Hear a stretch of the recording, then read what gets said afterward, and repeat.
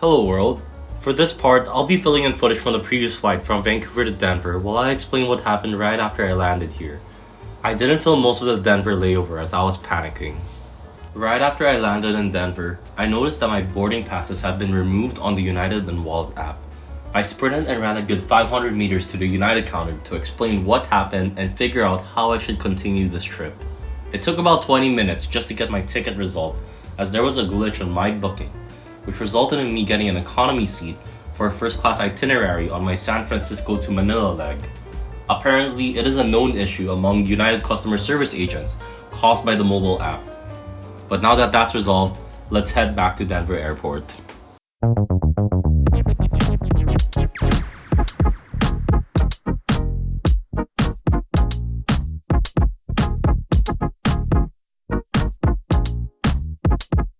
Welcome to Denver International Airport.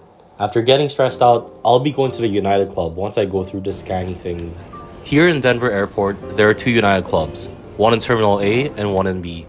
I didn't spend too long in the lounge and only had a quick meal as my flight was boarding the next 20 minutes. Normally, first-class domestic passengers on United are not able to get into the United Club.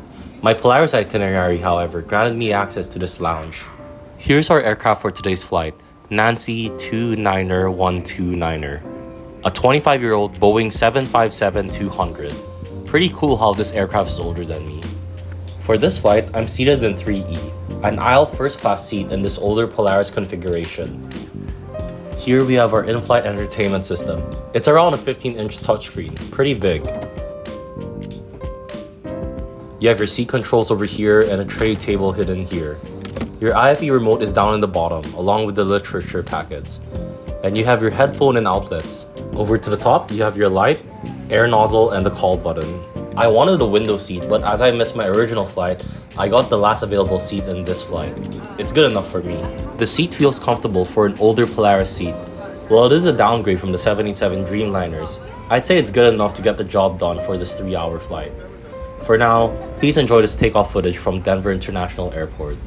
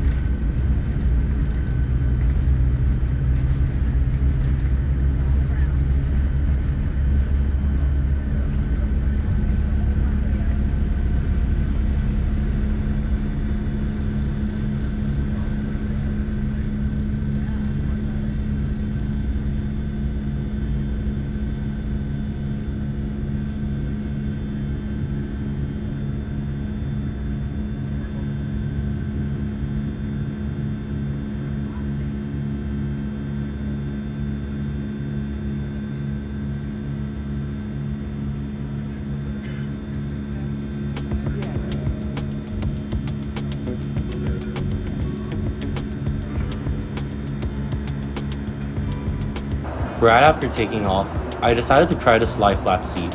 It was very comfortable, and I would have easily fallen into a nap by now if I wasn't recording.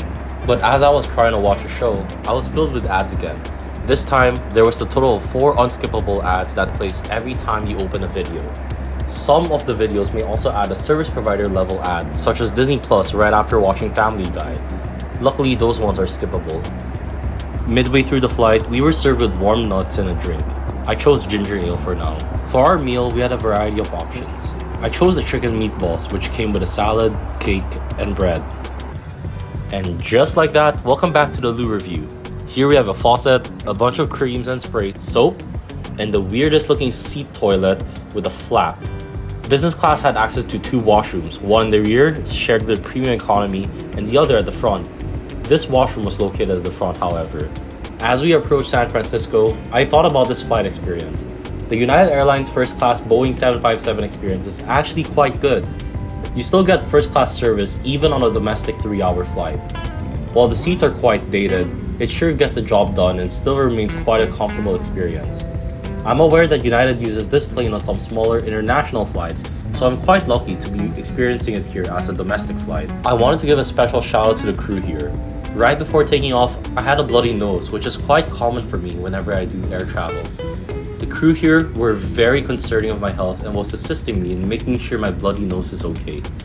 They offered tissues and water to keep me hydrated, which is pretty good. And right after we landed, one of the flight attendants apologized me for having to go through this.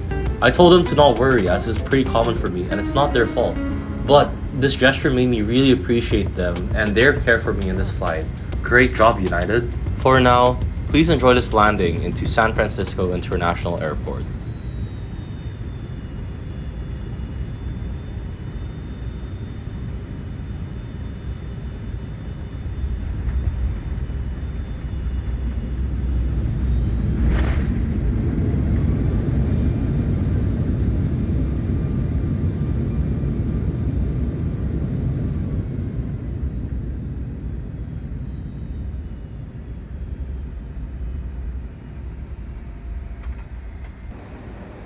Welcome to San Francisco International Airport.